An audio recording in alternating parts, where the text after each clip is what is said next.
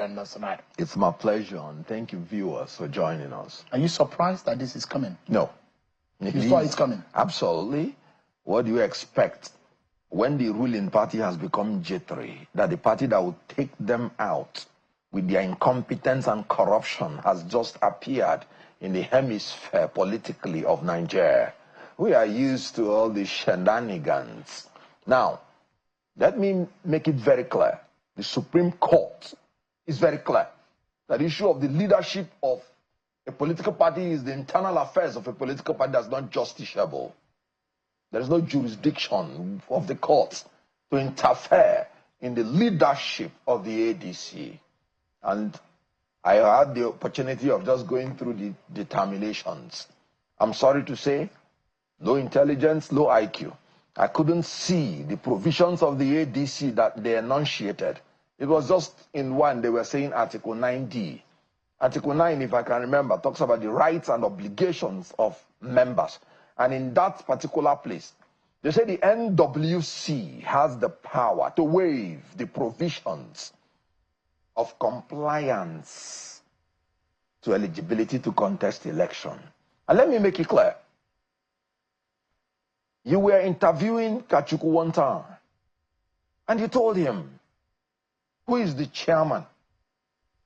He said, Mosu is, this and that. You asked him, if Mosu is not the chairman, who is the chairman? He said, nobody. Now, let me say, can there be any party where there is vacuum without leadership? So who is the chairman that is questioning the authority of Mosu? Because you have to have local standing before you even talk. And who is interested in being the chairman?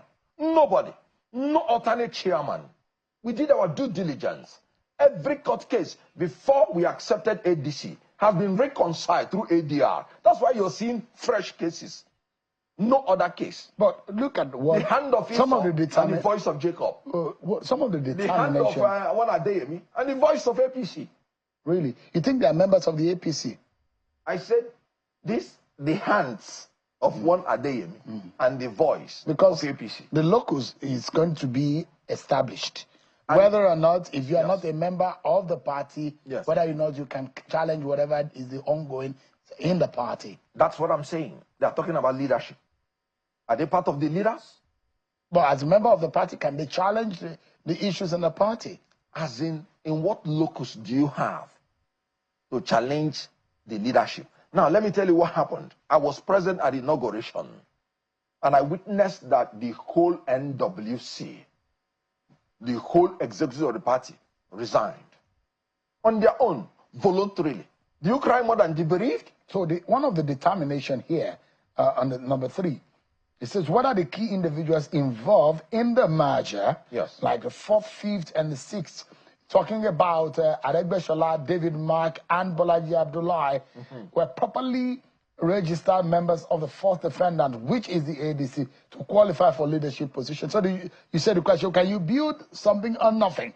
Can you be a leader in a party that you don't have a membership of? And I am asking you, those people purporting themselves to be the claimants, are they the people responsible to keep the register of the party? So how do they know? What is their business? That's what I'm saying. On what locus? The executives are telling you that these are their members. And they resigned. And they told you these are the interim leadership. And you, that is not privy to the register of the party, you're coming to talk what? Are you privy to the constitution of the ADC? Are they executives? No, are you privy to the constitution of the ADC? This is it. All right. And they gave it to me. Is there any place that makes provision for interim leadership of the party? Now, let me ask you. Assuming, without considering, that there's a natural mishap, I'm not even going to the constitution, that consumed all the leadership of the party. What do? You throw away the party. I'm asking. Because all of them resign. So what do? Why do they use the word interim? Why do you use the word acting? on what grounds also, when people say they are still members of their party, members of Labour, members of PDP, members of APC, but they are coming into the ADC and they say they remain members of those parties until further notice. Those people are not part of the defendants. I have seen the resignation letter. So you're saying all of this gives you no concern. The membership is solid and you are moving forward. Yes. And you're not deterred by this. So, again, what I want to tell you is there is no express provision in any constitution that when somebody wants to resign, he must put it in writing. So you can resign by conduct, orally, or in writing. There's no place in the constitution. So if I become a member of another political party, automatically I've resigned from the other one. When you heard about Mr. Abure's group in the Labour Party threatening Mr. Peter Obi, what did you think?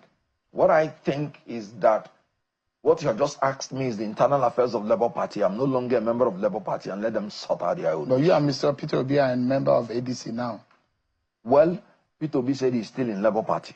So until he comes into ADC officially and formally, then I'll be able to take your question.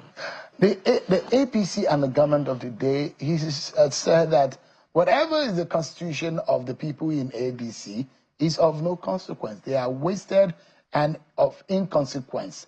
The people and the movement called the ADC or the coalition. Yeah, who said that? The government has said so.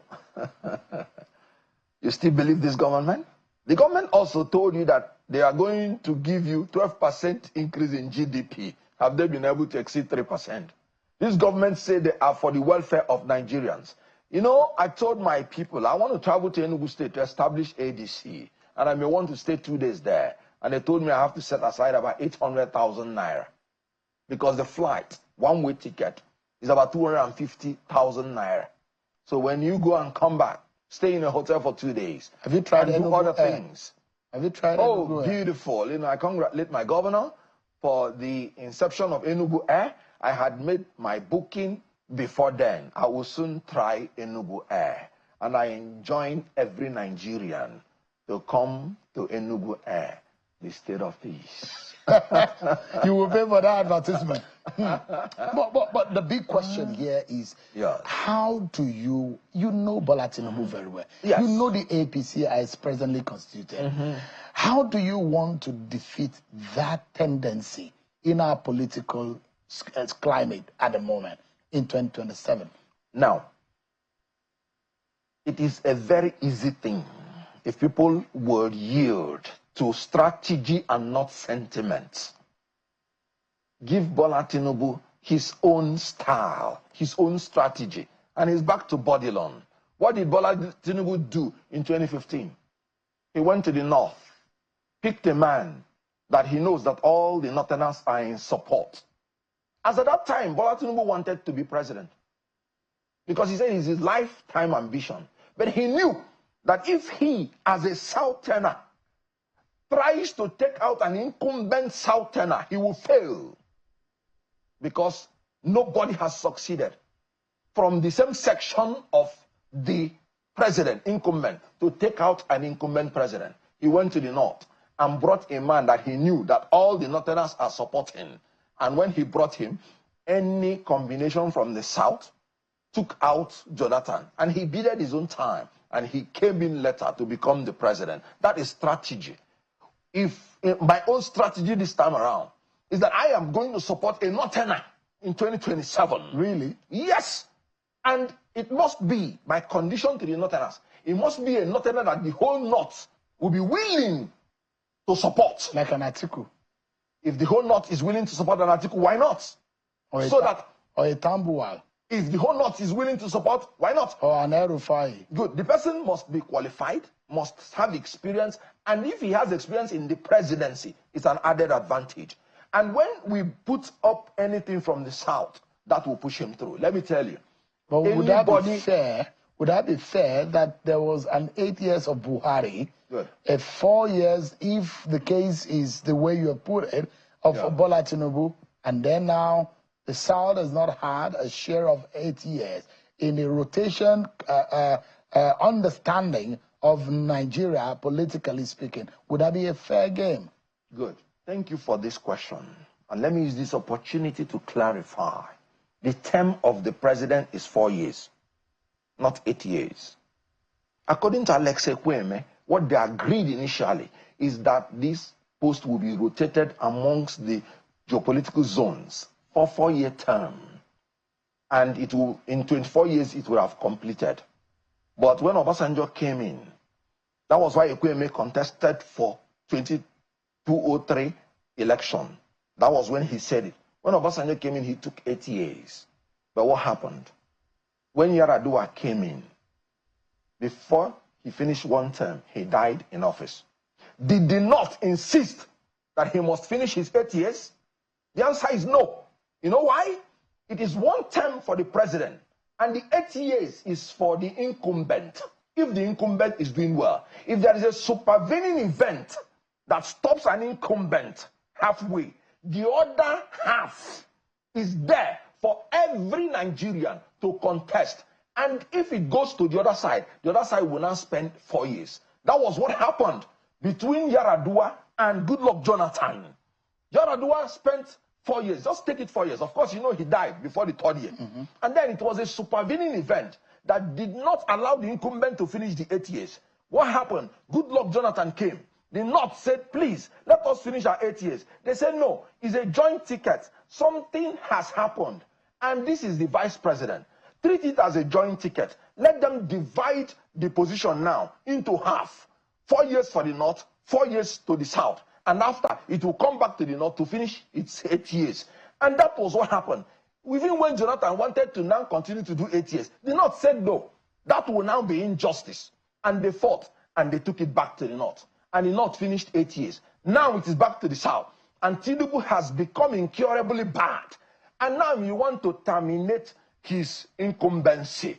Anybody telling you that it's injustice, if the North comes in, if the South comes in, and whoever wins in a primary election will take it for 4 years. Where is the injustice? It has happened before. So, and anybody telling you to bring a fresh Southerner to compete against Tinubu, a Southerner, is trying to tell you to zone the ticket to Tinubu, and Tinubu will win outrightly. So you are saying that invariably that Tinubu's possibility of becoming or being re-elected in 2027 yes, is incumbent on the opposition fielding the same candidate from the same zone. But that if the opposition wants to beat Tinubu and the APC, yes, the candidate must come from the opposite zone. Absolutely. And I'll give you the reason. In 2019, the opposition wanted to use Atiku with Obi to beat an incumbent Northerner who had just done 4 years. Did they succeed? No, they failed. And what happened? Tinubu, strategically, in 2015, he used a Northerner to remove an incumbent Southerner. Did he succeed? Yes. Because that is he conceding to the fact that the North has a more political weight in the power game? No. Let's look at it this way. Somebody from your zone, if you listen to Olufalaye said his election was rigged. But immediately the people rigged him out. They prevailed on him that he is a fellow Yoruba person that he contested with. Why not let him leave it? We have not had a good electoral system. This election is going to be written, like I've always told you, in 2027. They have already prepared it. Have they done electoral? Yes. Have they done? Do you have evidence to that? No. I told you 2023 there was technical glitch. And they have not given us the excuse till today. Technical glitch, by my own definition, is the process of suspending an election so that you can write it instead of transmitting it. And there is no assurance that it will not have in 2027. If you say so that if they write the 2027 and is a fellow Southerner that you're competing with, they will prevail on you. Please leave him. He's your fellow Southerner. And then that is how they will steal the election. So if you bring somebody from the Southeast, even if you win, they will steal it from him. Let me tell you the strategy that will make the Southeast man to be president. Do you know the Southwest has never contested election against an incumbent? Strategy. Because they know in Nigeria, if you don't have the establishment supporting you, even if you win, they will steal it from you. Olufalaye say it was stolen from him. If you ask me, I will say we won the election in 2023. It was stolen from us because we didn't have. We won the election. That's my belief. In 2023, I believe it. But they stole it from us. Let me ask and you. If you do it again, they will steal it again from you because there is no incumbent to back you. But if you bring somebody from the north, nobody will prevail on him to leave his victory quickly. Because, yes, because he's not from the same side with you. Yeah, quickly. How do you then tell Nigerians that the ruling party has said, these people are spent. They've been in power. What new thing do they want to bring? How do they defend the failures of the past government, which they were part of? Some past governors, past ministers. How do you defend that the failures of this country in the past, you are coming and you say you want to redeem it? Would Nigerians believe the coalition and some of the elements in it? Okay, let me give you an example. The worst of PDP now has become better than the best of APC.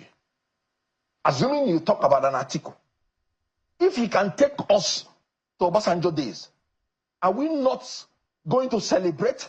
Assuming. Because the performance of APC has beatified. PDP has beatified. Whoever served, for instance, in Obasanjo's government, they paid off all our debts. You remember? And we were not owing. APC has borrowed Nigeria into about 177 trillion naira in debt without nothing to show for it. We are enjoying darkness, not light. We have told you now, people cannot fly to go and come back. I've told you how flood took away 500 persons in Niger State. The president has not gone to commiserate with them. I've told you how 500 persons were roasted by terrorists in Benue State. Now, if you get a president, assuming who was with Obasanjo, there was no security problem then. We were moving in the right direction. No debt, our economy became the largest in Africa. Assuming, wouldn't you be happy? All right. So when they say the same old people,